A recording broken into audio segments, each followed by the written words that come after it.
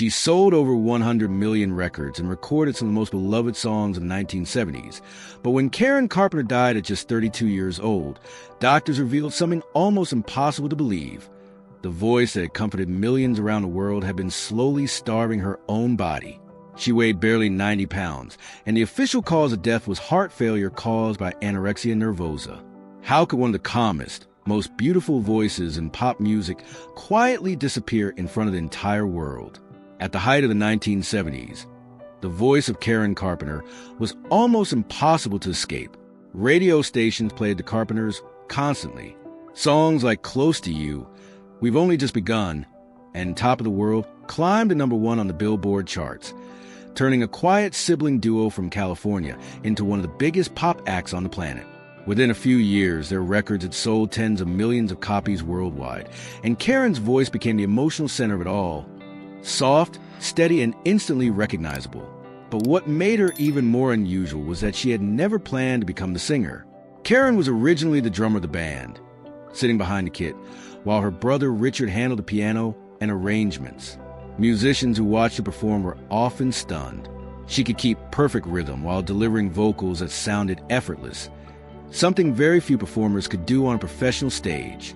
To the public, she represented a rare kind of star, calm, polite, almost untouched by the chaos that surrounded most musicians of the era.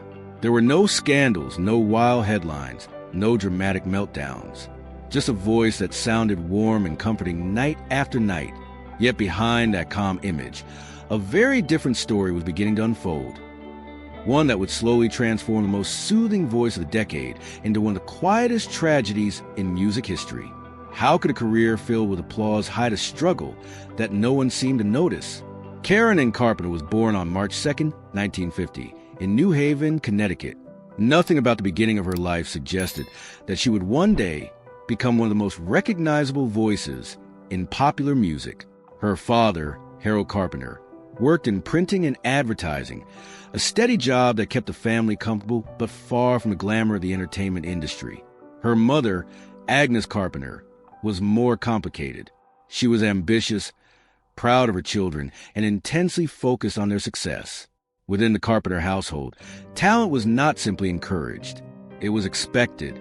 From the beginning, most of that attention centered on Karen's older brother, Richard Carpenter. Richard displayed remarkable musical ability at a young age. By the time he was a teenager, he had already developed near-perfect pitch and a deep fascination with classical music, jazz harmonies, and orchestration. Family friends often remembered how Agnes would proudly introduce Richard as the musical prodigy of the family. Karen, younger by 3 years, grew up watching the admiration that surrounded her brother. She was quieter, less outwardly ambitious, and often described as an easier child. She laughed easily, rarely argued, and seemed happy supporting the family environment that revolved around Richard's music. In 1963, when Karen was 13, the Carpenter family made a decision that would quietly change their future. They moved across the country to Downey, California, a suburban community just outside Los Angeles. At the time, Downey looked like countless other American suburbs. Quiet streets, modest houses, and schools filled with teenagers dreaming about careers that seemed far away. But Downey also placed the Carpenter children within driving distance of the American music industry. Neither Karen nor Richard could fully understand it yet, but geography had just moved them closer to the world that would define their lives. Karen entered Downey High School without any clear musical ambitions of her own, while Richard continued studying piano and music theory with intense discipline. Karen discovered something different. She became fascinated with rhythm. Instead of gravitating towards singing or melody, she joined the school marching band as a drummer. It was an unusual choice for a teenage girl in the mid-1960s, but Karen took to it immediately. Her timing was natural, and her movements behind the drum kit were relaxed yet precise. Teachers noticed that she did not simply keep rhythm. She controlled it. By the time she was 16, she had become one of the strongest drummers in the local school music scene. Meanwhile, Richard enrolled at California State University, Long Beach, where he studied music more formally. He spent long nights practicing jazz arrangements, experimenting with chord structures, and writing new material. Naturally, the siblings began performing together. Karen provided the rhythm section on drums while Richard handled piano and arrangements. In 1966, they formed a small jazz ensemble called the Richard Carpenter Trio with bassist Wes Jacobs. At that stage, Karen still had no intention of becoming a singer. She was comfortable behind the drums, hidden slightly from the spotlight.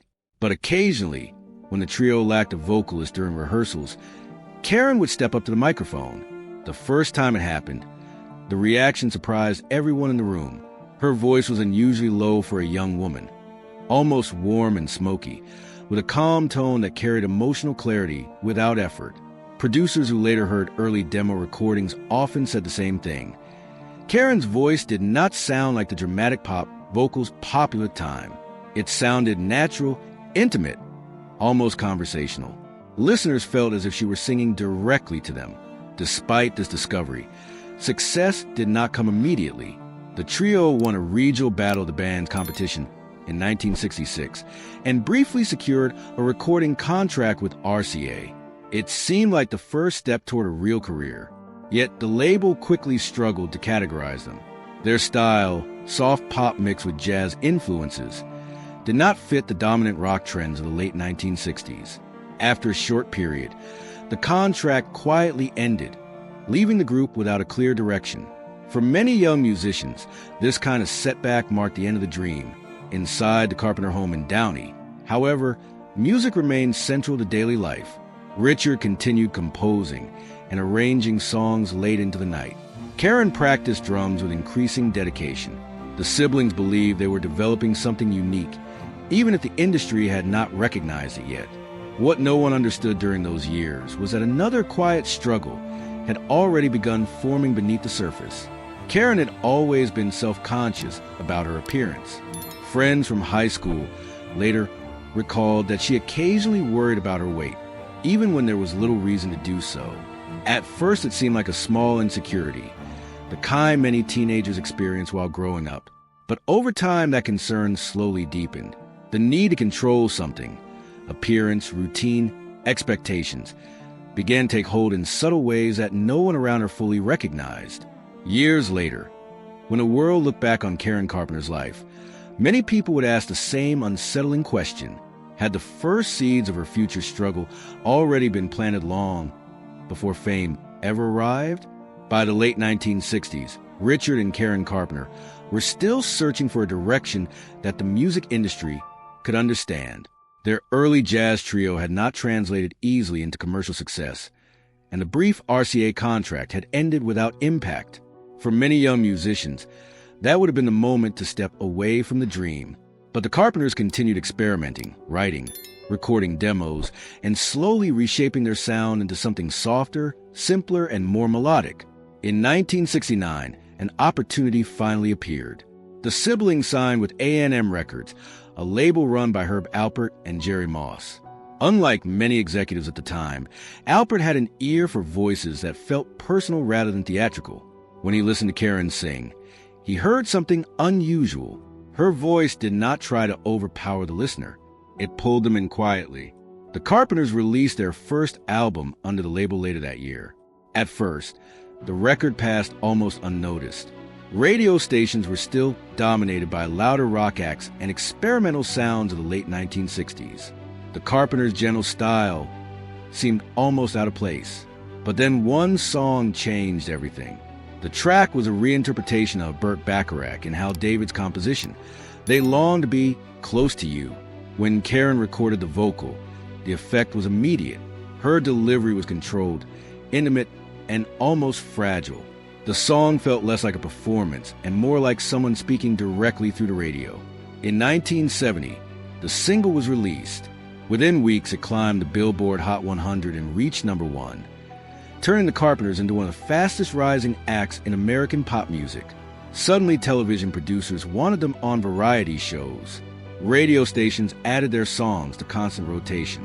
Concert promoters began organizing national tours. For Karen Carpenter, the transformation was abrupt. Only a few years earlier, she had been a high school drummer in suburban California. Now her voice was reaching millions of homes across the country. But fame also brought new expectations. The early 1970s marked a shift in the music industry. Pop artists were increasingly presented not only as musicians, but as visual personalities. Television specials, magazine covers, and promotional photographs became central to building a star's identity. Appearance began to matter in ways that previous generations of singers had rarely experienced. Karen began hearing subtle suggestions from people around the industry. Photographers commented about camera angles. Stylists recommended certain clothes.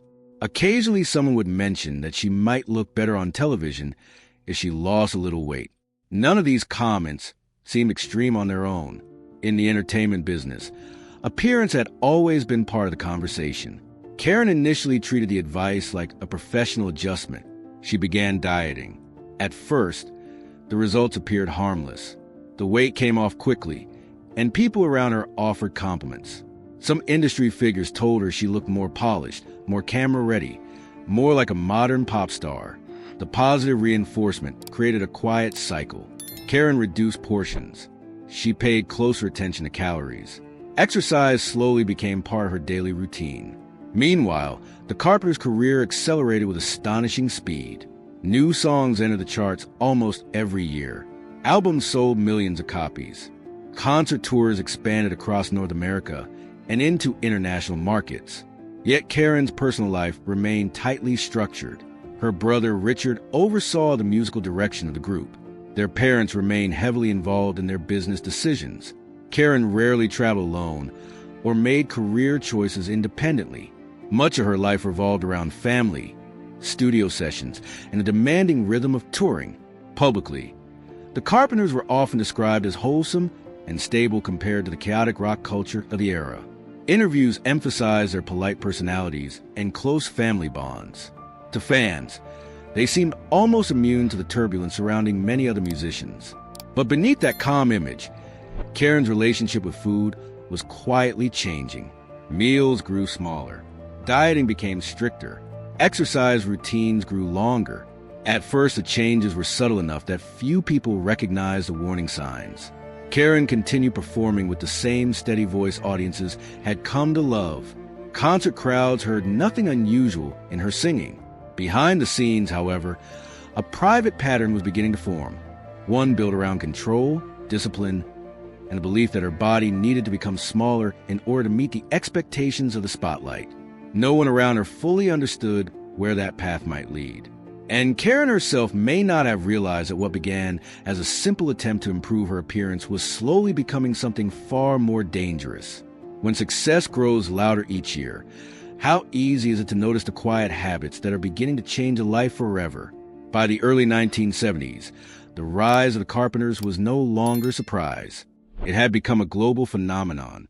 Within just a few years, the soft, melodic sound of their records had traveled far beyond American radio stations. Their music was now playing in Europe, Japan, Australia, and across much of Asia. In a decade filled with louder and more rebellious musical styles, the Carpenters offered something very different. Their songs sounded calm, warm, and emotionally sincere. At the center of that sound was the voice of Karen Carpenter. Between 1971 and 1975, the duo produced a series of hits that dominated international charts. Rainy Days and Mondays, Superstar, Hurting Each Other, and Top of the World all climbed into the highest positions of the Billboard charts. Albums sold in the tens of millions. By the middle of the decade, the Carpenters had become one of the best-selling musical acts in the world. Karen's voice was the reason audiences kept returning. Unlike many singers of the era, she did not rely on dramatic high notes or theatrical performances. Her style was controlled and understated. Every phrase seemed carefully balanced between strength and softness. Music critics often describe her tone as one of the most technically precise voices in pop music. She rarely pushed her range too far.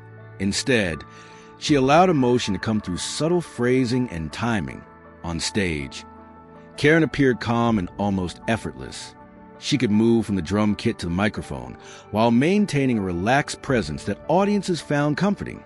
Fans watching the concerts often felt as if they were witnessing something simple and natural. Even though the arrangement behind the songs were carefully structured by Richard's musical direction, television appearances strengthened the image even further. The Carpenters became frequent guests on major variety shows.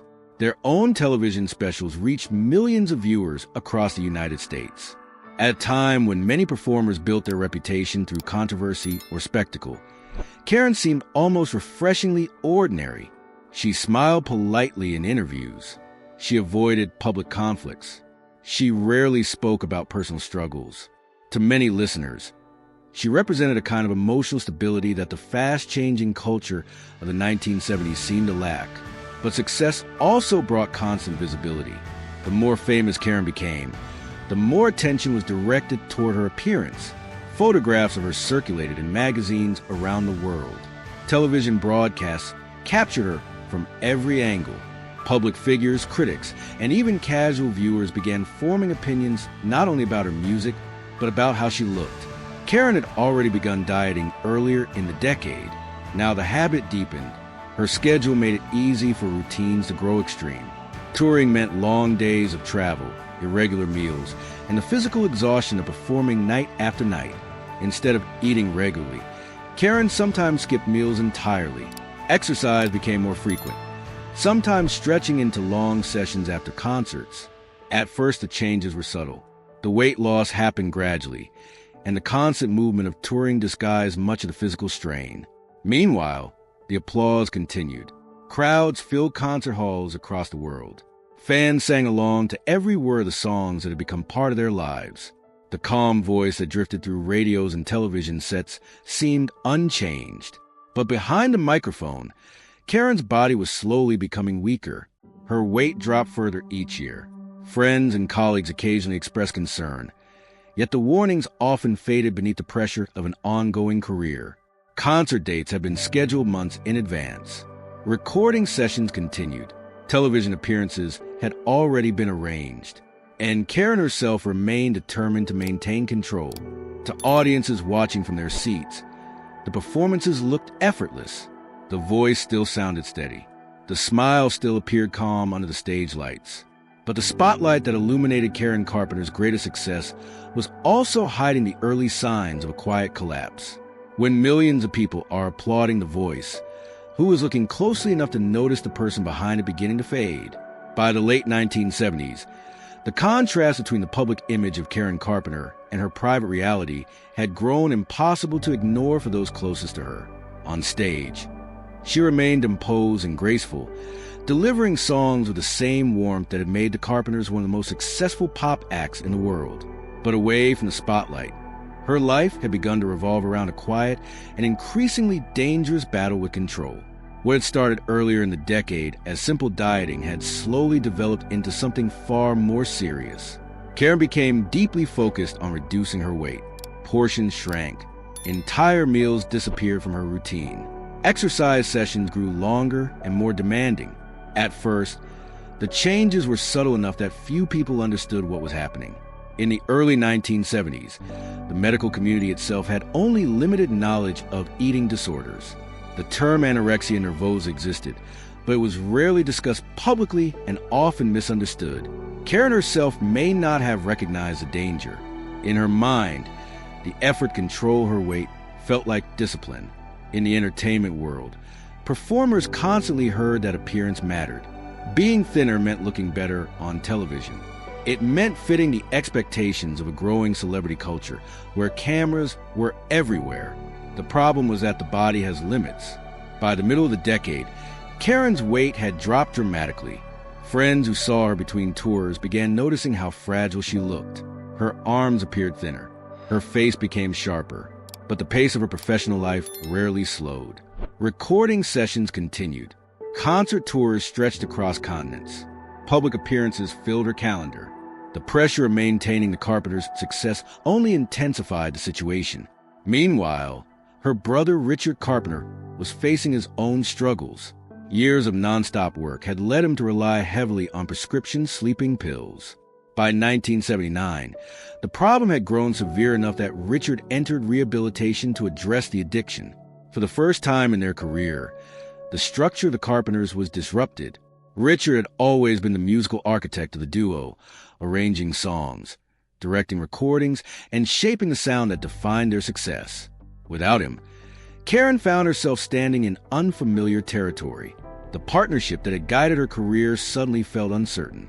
During this period, Karen began exploring the possibility of recording music on her own. In 1979 and 1980, she traveled to New York to work with producer Phil Ramone on a solo album. The sessions represented a significant shift from the carefully controlled sound of the Carpenters. The songs were more contemporary, leaning toward modern pop and rhythm-driven arrangements that reflected the changing musical landscape of the late 1970s. For Karen, the project offered something she had rarely experienced in her career: independence. She was no longer simply the voice of a family act. She had the opportunity to redefine herself as an artist with her own identity. But the excitement did not last. When the recordings were completed, the response from the record label was hesitant. Executives worried that the new style might confuse audiences who expected the traditional Carpenters sound. Eventually, the decision was made not to release the album at the time. For Karen, the rejection was deeply discouraging. After years of success, the project that was meant to represent her independence had quietly stalled. At the same time, the physical effects of her eating disorder were becoming more severe. Her weight dropped to dangerously low levels. Doctors warned that her body was beginning to suffer from malnutrition.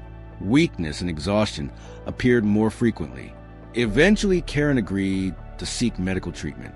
The process was complicated. In those years, treatment for eating disorders was still evolving. Some physicians focused primarily on restoring physical weight, without fully addressing the psychological patterns behind the illness. Others struggled to understand how deeply control and identity were connected to the disorder. Karen moved through several treatment programs, attempting to regain stability.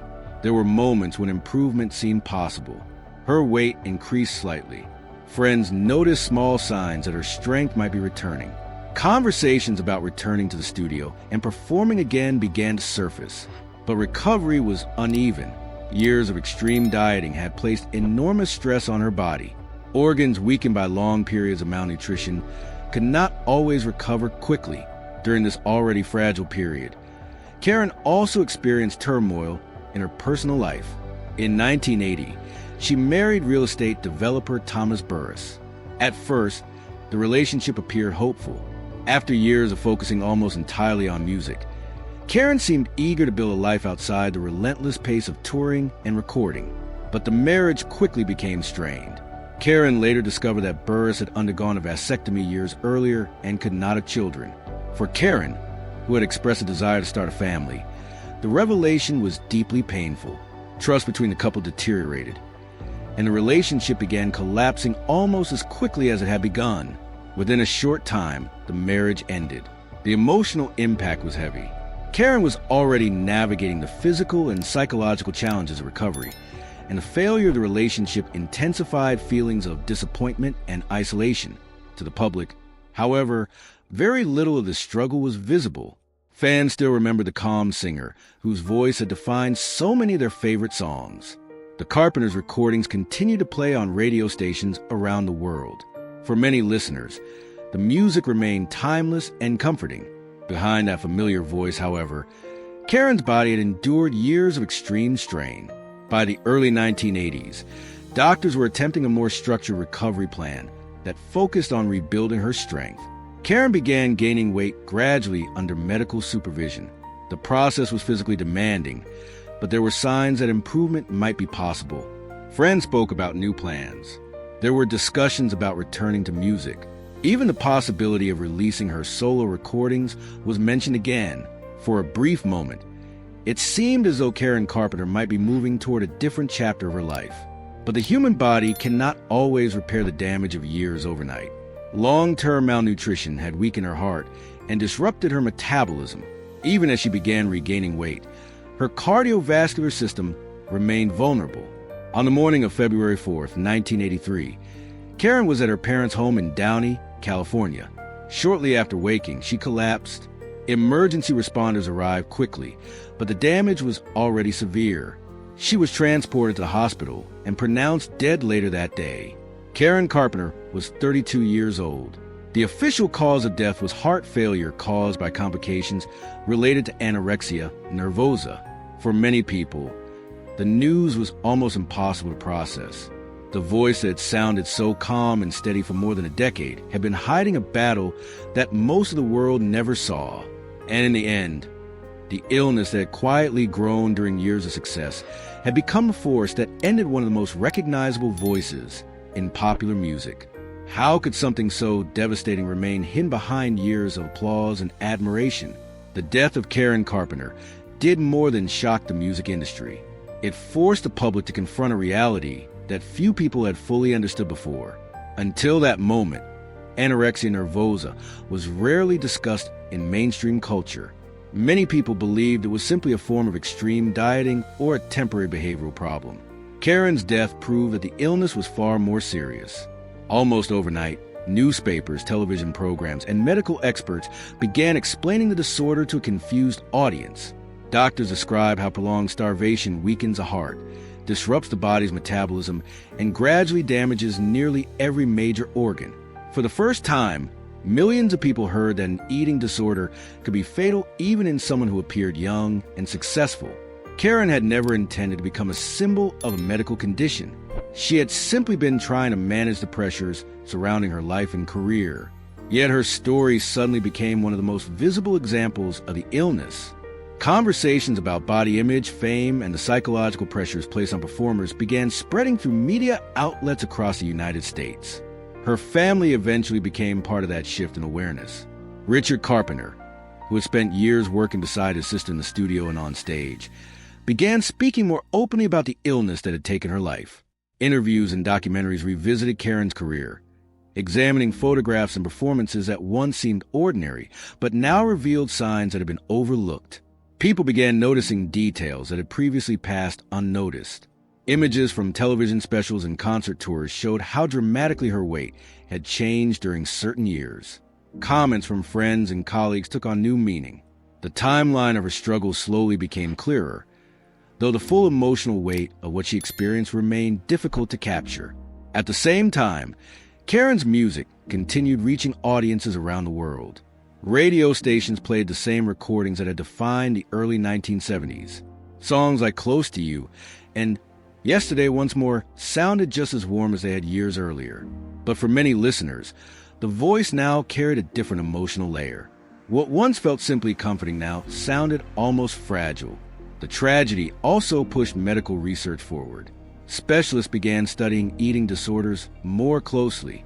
Treatment centers expanded programs designed specifically for patients struggling with anorexia and related conditions.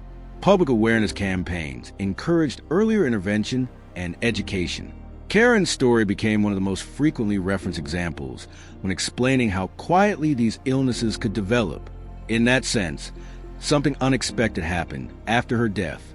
While Karen Carpenter's life had ended, the conversation surrounding eating disorders had only just begun. Her story helped bring a hidden illness into public discussion, forcing society to recognize the psychological and physical dangers that had long been misunderstood. This shift did not erase the tragedy of her loss, but it created a new awareness that may have helped countless others recognize the warning signs earlier than previous generations. The voice that once comforted millions was now doing something different. It was reminding people that even the calmest, most successful lives can contain struggles that remain invisible to the outside world. If Karen Carpenter had lived in a time when eating disorders were better understood, would her story have ended differently? In the years following the death of Karen Carpenter, the music she recorded never disappeared. If anything, it became even more present. Radio stations continued to play the songs that had defined the early 1970s. Compilation albums sold millions of copies across the United States, Europe, and Asia. For many listeners, the sound of her voice remained connected to quiet moments in their own lives. Car rides, late-night radio, weddings, and family gatherings. What made Karen's recordings endure was not simply nostalgia. Musicians and vocal coaches began studying her singing more carefully, recognizing how technically precise her performances had always been. Her phrasing was controlled, but never mechanical. She understood exactly how long to hold a note, when to soften a line, and how to allow emotion to flow through even the simplest melody. Decades after her final recordings, many artists still describe Karen Carpenter as one of the most naturally expressive voices in pop music. The Carpenters' catalog continued to grow in influence as well. Songs like Superstar, Rainy Days and Mondays, and Top of the World became standards that were covered by later generations of performers. Younger listeners who had never lived through the 1970s began discovering the recordings through film soundtracks, streaming platforms, and documentaries exploring the history of pop music. But Karen's legacy extended beyond the music itself. Her death had permanently changed the way the public discussed eating disorders. Medical research expanded throughout the 1980s and 1990s, and treatment programs slowly became more specialized. Organizations dedicated to helping people struggling with anorexia and bulimia often pointed to Karen's story as one of the earliest high-profile examples that forced society to recognize the seriousness of these conditions within the music community. Her life also became a reminder of how easily private struggles can exist behind successful careers. The Carpenters had always been seen as a calm, wholesome counterpart to the excesses of rock culture. Yet Karen's story showed that personal crises do not always appear in dramatic headlines. Sometimes they unfold quietly over years while the outside world continues to applaud. Today, when people listen to Karen Carpenter's recordings, they hear more than a voice that defined a decade. They hear a kind of emotional clarity that remains rare even in modern music. The softness of her delivery, the warmth in her tone, and the subtle control of every phrase still sound remarkably modern decades later. But behind that voice is also the memory of a life that ended far too early. The music remains timeless. The voice still sounds calm. Yet the story behind it has become something deeper than a career in pop music. It has become a reminder that even the most comforting voices can be carrying battles the world never sees. And that realization often leaves listeners asking a difficult question. When we hear the music today, are we only listening to the songs, or are we also hearing the quiet story that lived behind them? The life of Karen Carpenter never followed the path people usually expect from a music tragedy. There were no explosive scandals, no public breakdowns, no chaotic headlines that warned the world something was wrong. Her story unfolded quietly, a soft voice on the radio, a calm presence on television, a career built on songs that sounded warm, steady, and reassuring. For more than a decade, millions of listeners believed they understood who Karen Carpenter was. She seemed composed, disciplined, almost untouched by the turbulence that surrounded many musicians of the era. But behind the calm voice and the polite smile, a different struggle was taking shape, one that few people recognized until it was too late. Her death forced the world to confront a difficult truth. Illness does not always look dramatic. Sometimes it develops slowly, hidden behind routines, achievements, and applause. The same spotlight that celebrates success can also make it harder to notice the private battles happening just outside the frame. Today, the recordings remain exactly as they were. The gentle phrasing, the careful control, the voice that once filled living rooms, car radios, and concert halls across the world. But the way people hear that voice has changed, because every note now carries a question that lingers long after the music ends. How could someone surrounded by admiration slowly disappear without the world truly seeing what was happening? And more importantly, have we finally learned how to recognize the quiet struggles that once went unheard?